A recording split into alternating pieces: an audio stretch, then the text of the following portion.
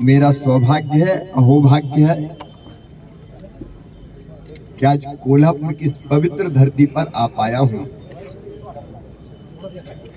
मां अंबाबाई के दर्शन किए, मां लक्ष्मी माता,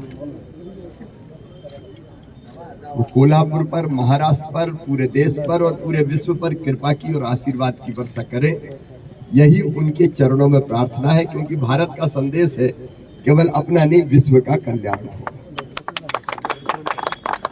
ये अद्भुत भूमि है छत्रपति शिवाजी महाराज,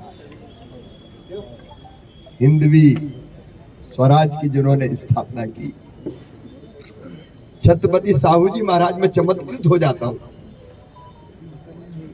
जब उनके कामों के बारे में जानकारी मिलती है। 125 साल पहले उन्होंने बांध बनवा दिया था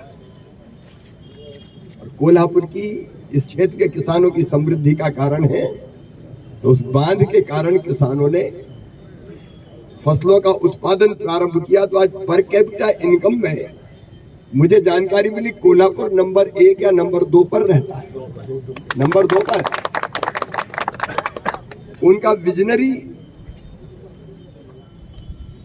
जो सोच था, उन्होंने तब शिक्षा की व्यवस्था, निःशुल्क शिक्षा और अलग अलग समाजों के लिए उन्होंने अलग अलग बोर्डिंग्स बनवाए थे रुकने के लिए, छात्रावास। अभी आदरणीय सांसद जी मुझे दिखा रहे थे, ये कुश्ती का यहाँ पास में ही,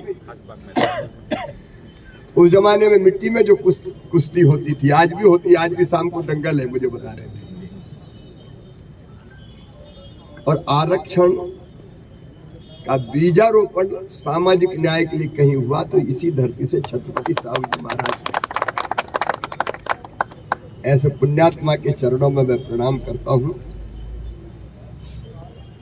डॉक्टर बाबा साहब अंबेडकर जी के चरणों में हमने प्रणाम किया, महात्मा फुले जी, उनके चरणों में हमने प्रणाम किया। यह सचमुच में अद्भुत भूमि है। मैं अभिभूत हूं यहाँ आके।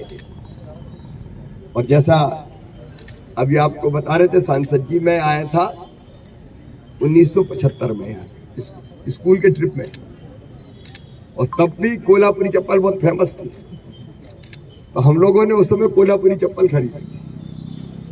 आज फिर मैंने कहा विजय जी से कि कोल्हापुरी चप्पल जरूर खरीदना है मुझे। ये अपने अद्भुत कोल्हापुर को मैं प्रणाम करता हूँ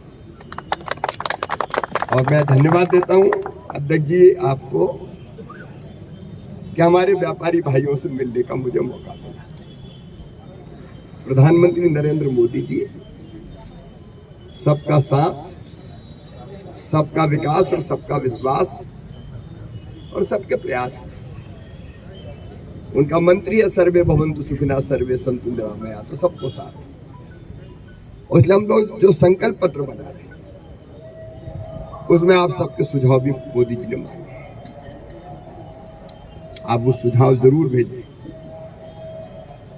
आप सुझाव यहां भी दे सकते हैं, हमारे पार्टी के साथी उसको वहां पहुंचा सकते हैं। एक तरफ गरीब कल्याण, लेकिन दूसरी तरफ उद्योग और व्यापार जब तक नहीं बढ़ेगा तब तक देश आगे नहीं बढ़ सकता। एक समन्वित दृष्टिकोण है। तो मुझे आश्चर्य होता है एक व्यक्ति इतना कैसे सोच सकते हैं। आप देखिए, एक तरफ 500 से ज्यादा साल का जो कलंक था वो समाप्त हुआ। अयोध्या में भगवान श्री राम का विशाल दिव्य और भव्य मंदिर बना। दूसरी तरफ 370 जैसी धारा जिसने देश को बाढ़ सा दिया था। कब हमने नारा लगाया था, एक देश में 2 विधान 2 निशान 2 प्रधान नहीं चलेंगे। डॉक्टर श्यामा प्रसाद मुखर्जी गए थे बिना परमिट के जम्मू कश्मीर में, वहां बलिदान हुआ था। अब वो धारा 370 नहीं है, 3 तलाक नहीं है। मैं कोई सारी उपलब्धियां नहीं गिना रहा, लेकिन जो कुछ हो रहा है वो अद्भुत लगता है। तो जो हम समझते थे कभी नहीं हो सकता, वो मोदी जी के नेतृत्व में हो रहा है। और एक देखो गर्व की बात, मैं केवल बीजेपी के कार्यकर्ता के नाते नहीं कह रहा कि हमारा सीना गर्व से नहीं फूलता जब चारों तरफ भारत की जय जय होती है। एक जमाने में मैं कई वर्षों तक मुख्यमंत्री रहा हूं। 2014 के पहले जब मैं मुख्यमंत्री के रूप में दुनिया में जाता था तो भारत का कहीं मान सम्मान नहीं था, लोग वजन नहीं देते थे। हम लोग जाते थे, मध्य प्रदेश के मुख्यमंत्री इंडिया से आए होंगे और ज्यादातर घोटालों के देश के रूप में पहचानते हैं। लेकिन आज जहां जाते हैं सीना गर्व से फूल जाता है। चारों तरफ भारत माता की जय होती है। भारत माता की जय, भारत माता की जय। और अगर मोदी मोदी लोग कहते हैं तो केवल मोदी जी का सम्मान नहीं करते, 140 करोड़ भारतवासियों का सम्मान करते। रूस हो, अमेरिका हो, ऐसी विदेश नीति कभी देखी क्या? दुनिया का हर देश भारत से मित्रता चाहता है और हम अपने शर्तों पर राष्ट्र के हितों को सर्वोपरि रखते हुए बात करते हैं। और आप ये विश्वास मानिए, आतंकवाद, नक्सलवाद और कश्मीर में कहां पत्थर चल रहे हैं। लोग कहते थे खून की नदियां बह जाएंगी, धारा 317 के पत्ता तक नहीं हिला। अब फिल्मों की शूटिंग हो रही है, टूरिज्म की बहार है, बारूद की गंध नहीं केसर की सुगंध बिखेर रहा है कश्मीर। अद्भुत ढंग से पूरा देश बदला है।